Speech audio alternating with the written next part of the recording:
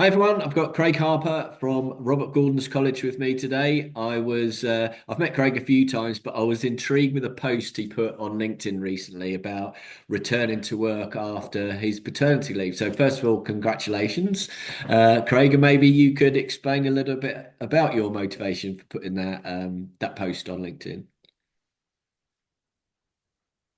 Yeah, no problem, Chris. Thanks very much for having me on. It was great to kind of connect with you on LinkedIn. And I suppose the motivation for me was really just kind of sharing part of my journey, becoming a father for the second time, returning to work in a slightly different role from the first time I went on paternity leave with my eldest daughter, returning back into a teaching role and moving away from a previous head of sport role at the school.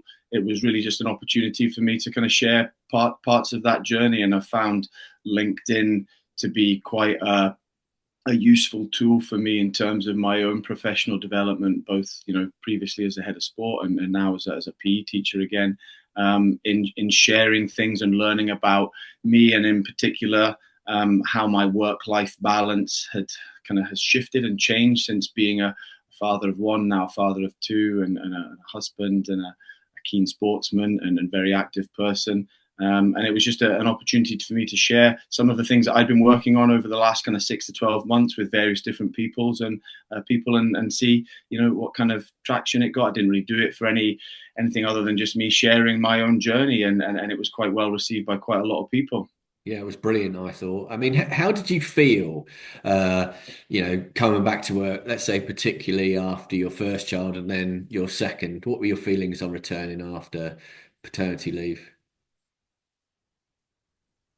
Yeah, I mean, I love my job. I love teaching. I love sport. I love being in schools, and I love everything that PE and sport within schools gives young people. And but at the same time, I'm a hugely passionate husband, father, family person, and I want that to be one of the main focuses in my life. And I think having been a new father for the second time, the context and how I kind of give different bits of myself to different people within my life had changed a little bit, and returning for the second time was a little bit different. Anyone who's got more than one child will probably share that with you. It is a little bit more frantic and a little bit more hectic, but really enjoyable at the same time. And but at the same time, I still work, and I'm still a PE teacher, and I still love that role. And yeah, it was just about adjusting to for the need to find a bit of a different balance. And I've been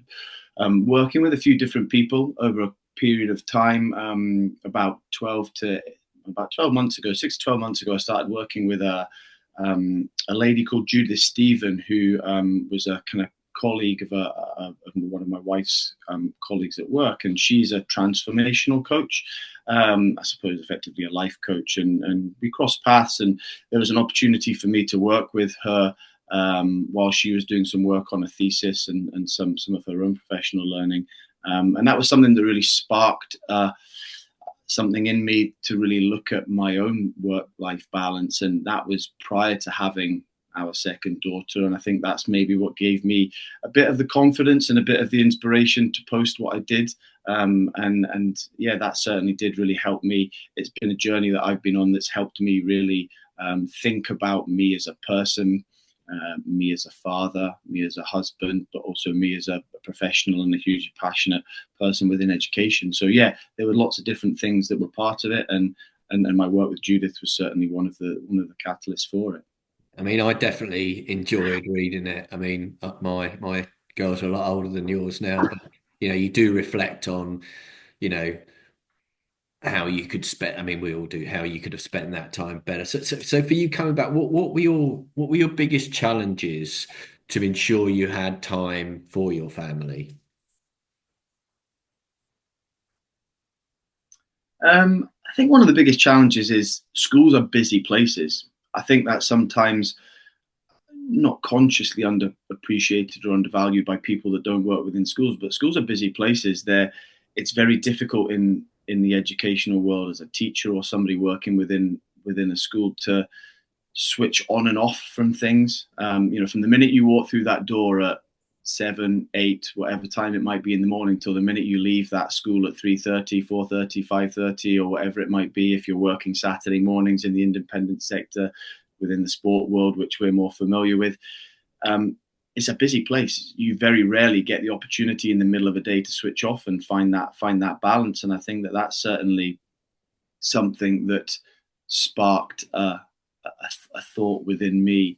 And yeah, it's definitely something that I wouldn't say changed, but it's certainly something that I wouldn't say I struggled with, but I certainly kind of found myself kind of gifting more time to certain things at work when um, maybe one eye on family, or at home, one eye on work, or in either of those two situations, kind of losing me and forgetting me in kind of all of that thing. And that was a big challenge. And that was certainly something that the work that I did with Judith really helped me understand myself a little bit more, and the role that I play within all of those different things, and what all of those different groups of people within my life need from me, for me to be able to be happy in all of those elements. And so yeah, that would have been certainly something that was probably the biggest challenge, in the sense that schools are busy places and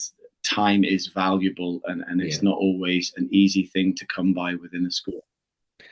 So I think, that idea of switching off or just having time for yourself during the day.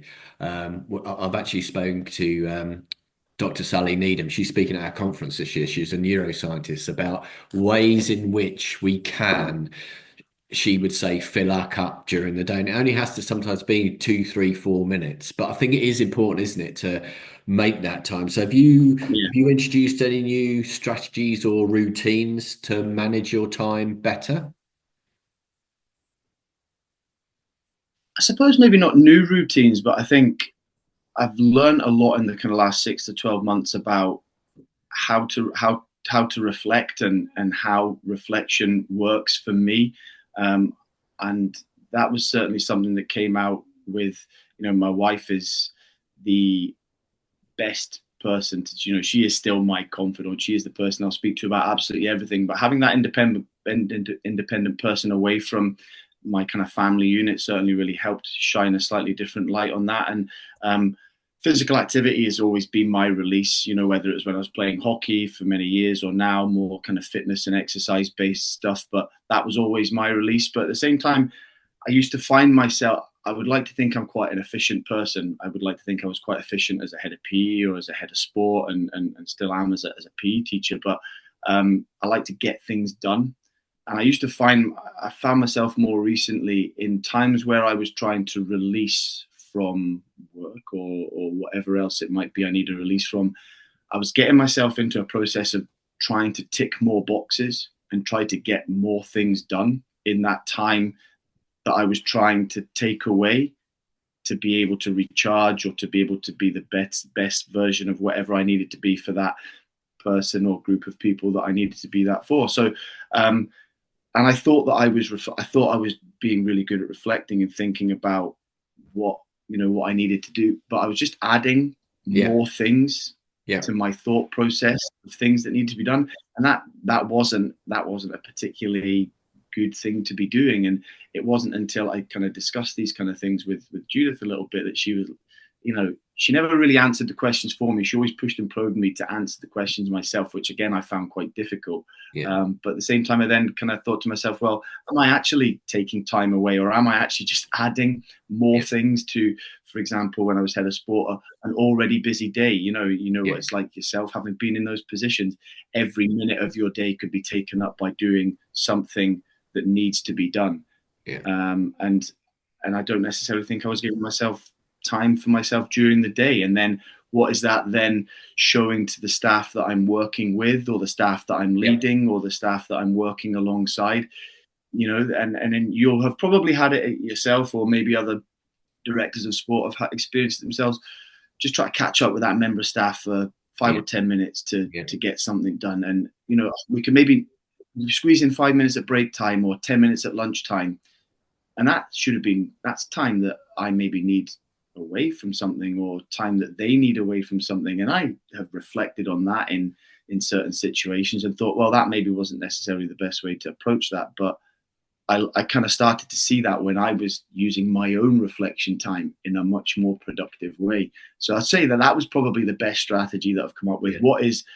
What is reflection, and how does it look, and are you getting out of that time what you need to get out of that time? And I connected with somebody on LinkedIn, a guy, Mike Lehman, again, and LinkedIn's been great. I've really enjoyed being on that over the last kind of 12 to 18, 24 months, learning from different people in walks of life that I wouldn't come across normally. Yeah. I don't share teaching spaces with half of the people that I'm on LinkedIn with, but I've learned so much through them. And I think he posted something similarly about how do you structure your meetings? How do your meetings work at school? Have you ever done this in a meeting or done that in a meeting? And it was something that he'd said, and I thought, in actual fact, yeah, I have actually done that. And was that the right thing Yeah. to do in that particular situation as a head of sport?